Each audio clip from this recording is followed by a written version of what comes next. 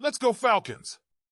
There's a lot to unpack about what's going on with Kirk Cousins, Michael Penix, and other Atlanta Falcons matters as we prepare for Week 14 against the Minnesota Vikings. But first, be sure to hit that like button to stay informed. So here we are. Kirk Cousins, our 13-year veteran quarterback, will lead the team this Sunday as we take on the Vikings in a crucial matchup. It's a game loaded with storylines. Cousins is returning to U.S. Bank Stadium, where he spent 6 seasons as Minnesota's QB. But let's be real, his recent performances have raised some big questions about the future of that position for the Falcons. In the last 3 games, Cousins hasn't thrown a single touchdown and has racked up 6 interceptions. Ouch! Last week against the Chargers, he tied his career low with 4 picks, and the Falcons lost their 3rd straight game.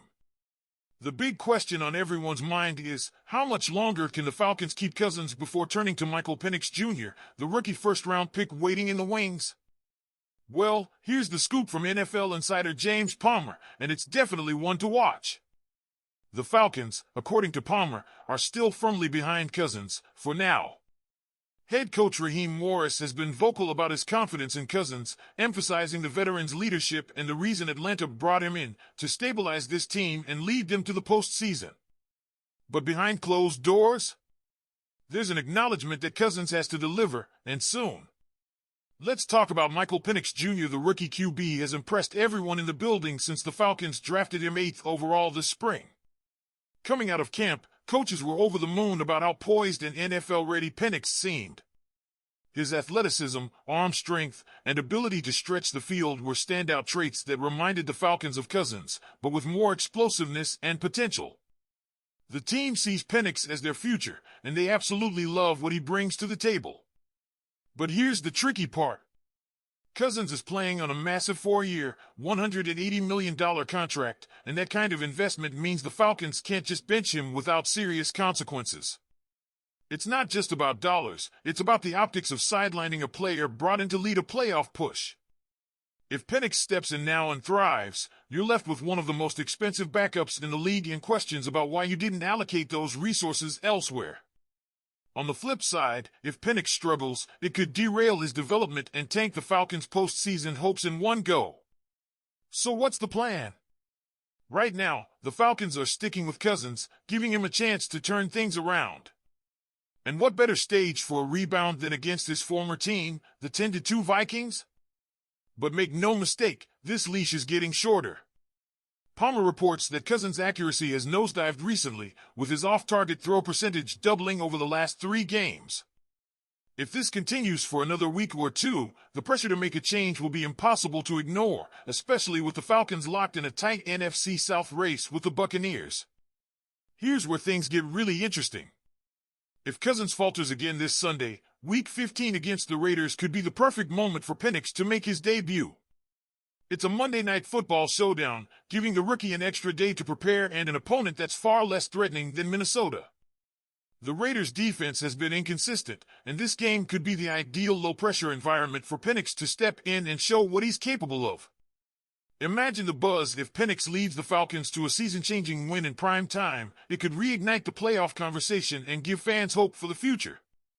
Now, let's shift gears for a moment to the injury report, because this could also play a big role in Sunday's game.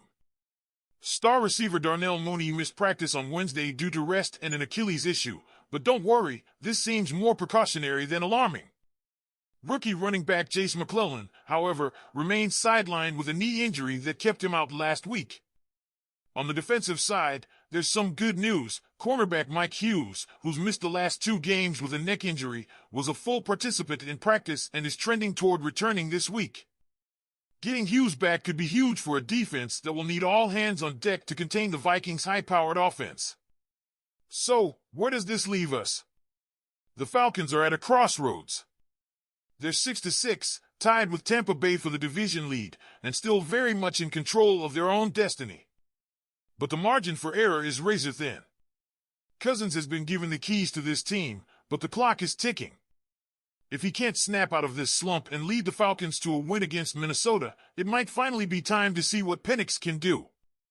All right, Falcons fans, now it's your turn. What do you think? Should the Falcons stick with Kirk Cousins for another week, or is it time to give Michael Penix Jr. his shot? Let me know in the comments below. The Falcons have now opened a 21-day practice window for rookie defensive tackle Rucker Orhorhoro.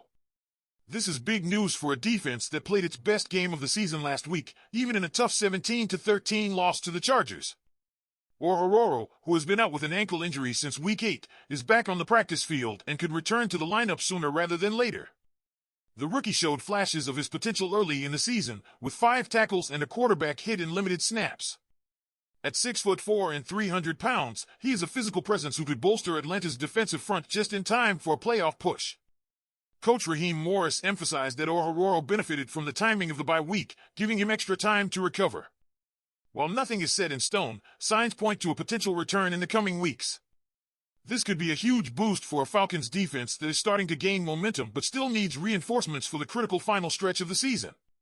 In addition to Orhorhoro, the Falcons also signed defensive back Dane Cruikshank to the practice squad. While this may not make headlines, it's a depth move that could pay off if injuries hit the secondary, especially with key players like Mike Hughes returning to practice after a neck injury. Now let's shift gears to the quarterback position, where the conversation is heating up. Kirk Cousins has been under fire after a disastrous Week 13 performance against the Chargers, a game many are calling one of the worst of his career. 0 touchdowns, multiple interceptions, and a passer rating below 60. It's a performance that reignited criticism of the Falcons' decision to sign Cousins in the offseason. Bleacher Report's Brad Gagnon didn't hold back, labeling the Cousins signing as one of the NFL's biggest offseason regrets. He questioned the logic of spending $180 million on a 36-year-old quarterback who was recovering from an Achilles injury and also drafting Michael Penix Jr. in the first round. Gagnon's point? If the Falcons were so interested in Penix, why not build the roster around the rookie and allocate that massive contract to other positions of need, like defensive line or linebacker? Here's the thing, Cousins has had his moments. With more than 3,000 passing yards and 3 fourth-quarter returns, he's been instrumental in key wins, including 2 against the Buccaneers that kept the Falcons in the NFC South race. But his inconsistency has been a major problem. Last week, instead of being the steadying presence the Falcons needed, Cousins was the main reason for their loss. And with the Falcons sitting at 6-6, tied for the division lead but far from playoff safety, every game matters now more than ever.